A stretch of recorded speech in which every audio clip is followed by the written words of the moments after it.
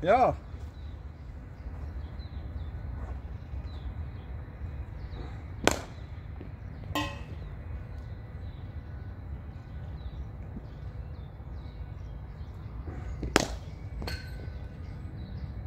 Kan jy voel hoeveel timing kry jy?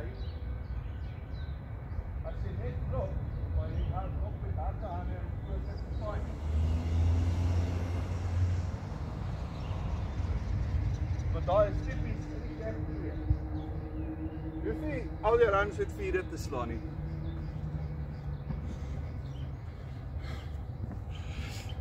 So wat gebeur is, nou probeer jy iets vir 'n flashing cover draai, jy gaan uit. Jy kon dit net gepunch het vir 2, jy bly wag en bly wag. Die keyword vir backing is om te wag vir daai stap. Net nie te gaan haal. Kyk.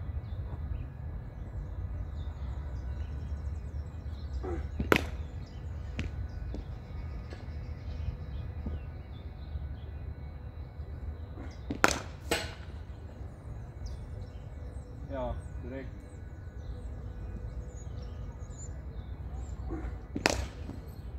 Nice.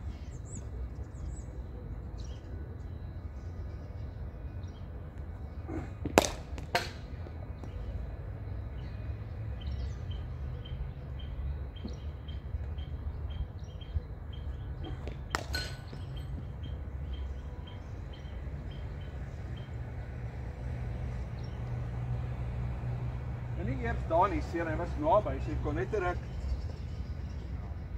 met aan toe geslaan het. Toe, kyk.